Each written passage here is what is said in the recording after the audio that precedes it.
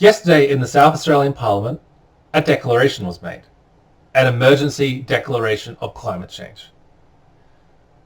This is merely days after letting go of some of the most draconian powers we've seen in this country through the COVID-19 emergency powers. It's almost like we're seeing these people fighting to control the one ring to rule them all. Unable to conceive of the possibility of just leaving people alone. Letting people get back to their own lives. That seems unimaginable to them. With Labor taking power in the state, what we can expect is much of the same. Whatever the UN and the rest of the international community says, goes.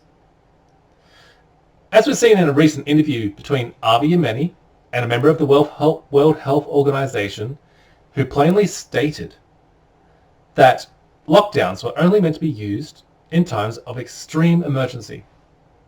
But what did we see in this country? Melbourne alone was locked down for nearly a year and a half.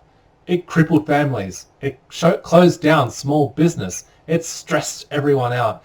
It saw totalitarian-style police forces coming out en masses. Now, this is in times where we only saw 1 or 2 cases in the entire state. Can we really trust these people to do the right thing with these kinds of powers? While declaring a state of emergency is something that you would expect only to see in times of extreme climatic events.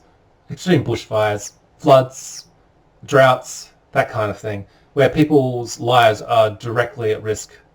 Nothing's happening in South Australia right now.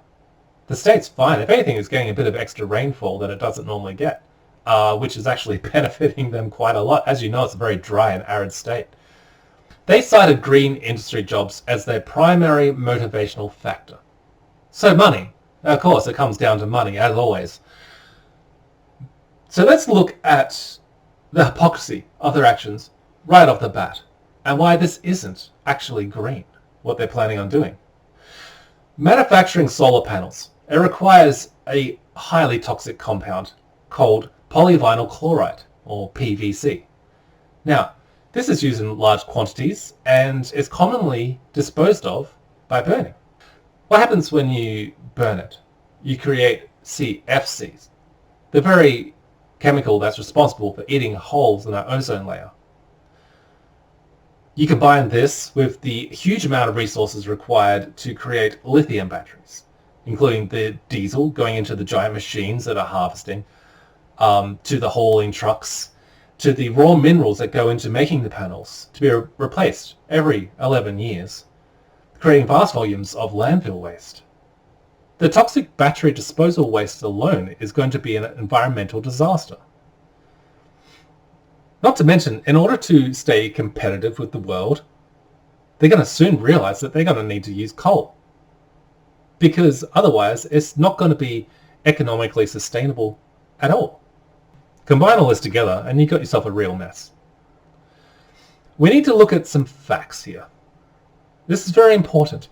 The amount of carbon dioxide that this country produces on a yearly basis is far lower than they're going to lead you to believe. In fact, we only make 417 million tons of CO2 gases each and every year in this country. But if you take into account how much grassland we have, how much bushland and forests that we have, the wilderness in this country, we're absorbing 940 million tons of CO2 per annum. So we're already there. We're already reached net zero and beyond. In fact, we absorb nearly 5 times as much CO2 as we produce in this country. So why are we shutting down our coal plants? Why are we making electricity more expensive? Why are they trying to get rid of our petrol cars? Do you know that there is a bill that is being passed? It's already passed. It passed a couple of months ago. No one even noticed. That basically says that with electric vehicles, they're going to be introducing a tax per kilometre.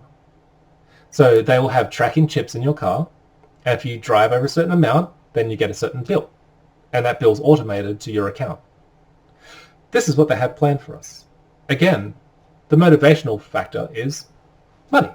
It's not about the environment whatsoever. I put this to the South Australian government. What are you doing to increase the living standards of the Australian people? What are you doing to make this a better country for our kids to be raised within? From what I have seen, you're making it more expensive, you're creating more environmental toxicity and landfill waste, you're making this a nanny state. You're taking away our freedoms. I can't imagine what it must be like being a farmer in South Australia right now, with all the green policies that they have to put up with. I think that we, as a people, would be far better off without your Green Utopian vision. Thank you. This has been the Raw Report. I'm Ryan Jackson Saw, and see you next time.